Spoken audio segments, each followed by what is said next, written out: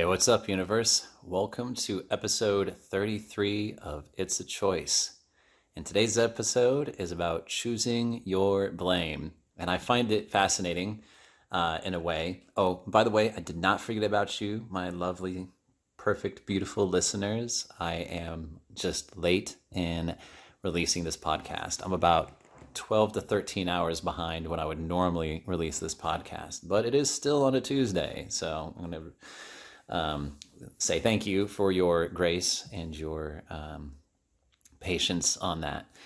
So what I found interesting about this particular podcast, I was thinking about this yesterday and about what am I going to do for this podcast episode. And the word blame came up and like choosing our blame. And I was trying to find this email that I sent to my ex-wife. I was at Date with Destiny in 2018, December 2018. And one of the exercises that we did there was, I think Tony calls it effective blaming. And it sounds a bit of an oxymoron. But the gist of it is this. He was like, if you're going to blame somebody for like the things that they did to you, he's like, you need to blame them for the things that they gave to you too. He was like, every one of those pieces that you're blaming them for is like an opportunity for you. And, it just got me thinking, at the time I was thinking about like my ex-wife, and there was a whole lot of stuff I blamed, her for sure. And yeah, I had started to become aware of some of the stuff that I did, like some of it was obvious and some of it wasn't on how I showed up. But there was definitely a lot of stuff I blamed, my ex-wife for. And so I wrote her an email, and I was trying to find it because I was going to read it in this podcast, and I cannot believe that I don't seem to have it. Like, I don't delete any of my emails. Like, I've got 30 some odd thousand emails in my inbox, and I have stuff that I've sent from like 2012 or before, like in my sent items box, and I cannot find this email. It's driving me slightly crazy.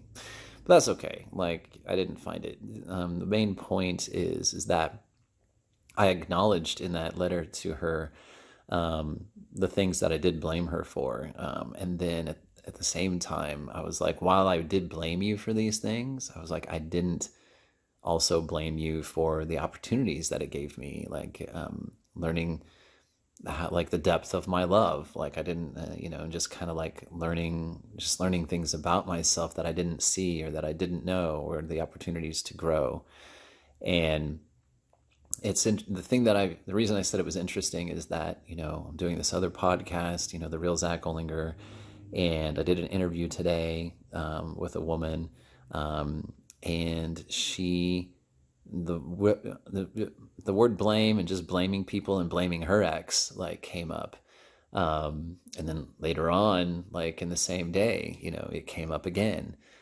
So I feel like it's obviously something to speak to, just in general. And it doesn't have to be in intimate relationships. It can be with anybody, right? You can, the things that you might blame your kids for, or blame your parents for, or your friends for, or some dickhead at the supermarket or something, right? Like, who knows? Like, we just blame people for just stuff, like just things. And that's when we're playing the victim, right? Like something happened to us, right? That person did something to us. We experienced something that we feel was unjust, and it happened to us. And we all know, or at least, I believe, since my audience isn't giant on this particular podcast yet, that we're aware of that, life doesn't happen to us. It happens for us, right? And so each of those times that we feel like blaming somebody,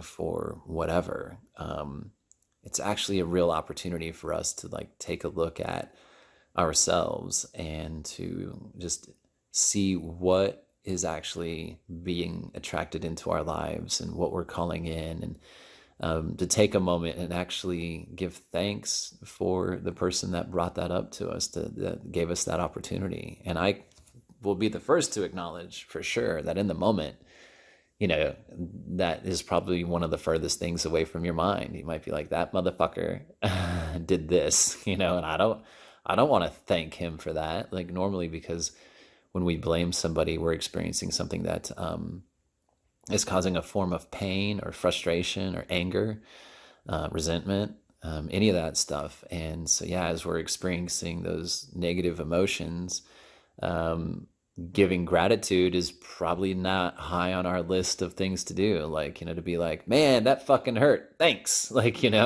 or man, I'm fucking resentful for that. Thanks, man. Like it's on the opposite end of the spectrum. When we're down on our low vibe, looking at being in a higher vibration is not necessarily something that we're like immediately feeling like doing, because we're in the moment, we're feeling that lower vibration. At the same time, though, like taking a step back and, as soon as you can, just realize it was an actual opportunity. It was a growth opportunity. It was a gift in disguise. It was a gift wrapped in shit, so to speak. It was just kind of like, like that sucked, but there was gold in there. And it was given to you. It was provided to you. It's the way to find the silver lining in the challenges that we find in our lives. And so, yeah, choosing your blame, right? Choosing your blame. And actually, blames come up in a couple of my interviews that I've had in the Real Zach Olinger podcast, and I'm just really enjoying that particular experience because it's giving me insight into so many people's experiences and things like that. This particular episode won't be super long, to tell you the truth, because we don't have to belabor the point. Choose your blame, which is another way to also say choose your gratitude. Choose the gold, and rewrite that. Just rewrite it. And I just wanted to say too that I know for a fact that when I sent that email to my ex-wife, I can remember our first interaction, like physically, like, in person after I sent that. And it was probably like 7 to 10 days after the fact. And her energy was just remarkably different. It was much more positive. She was a little bit more, open.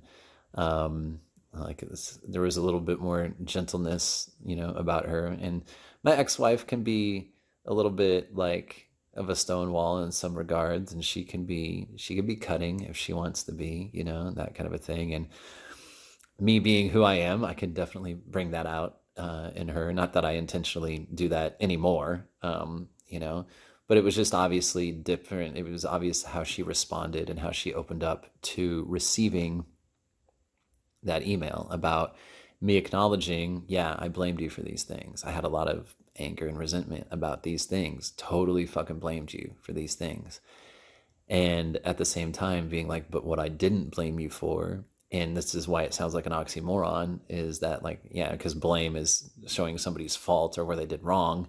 But really in this particular case, it's the inverse of that, showing, telling her what she did for me, what opportunities she gave me, and like how I'm thankful for those,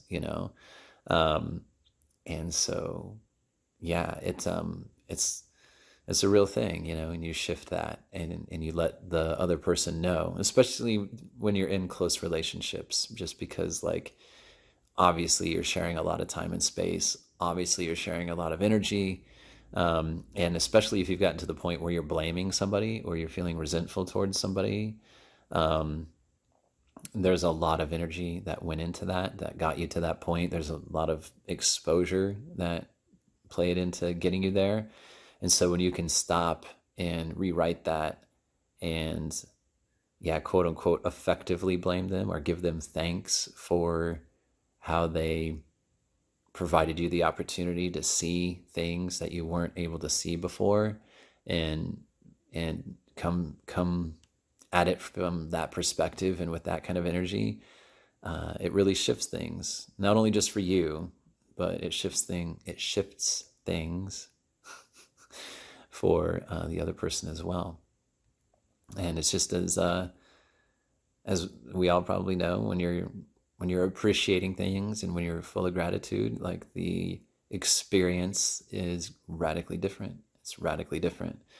It's going to feel a lot better. You're going to enjoy things a lot more. So anyway, like I said, I don't need to belabor this. That's pretty much what I got for today. So choose your blame. Choose your blame. Yeah.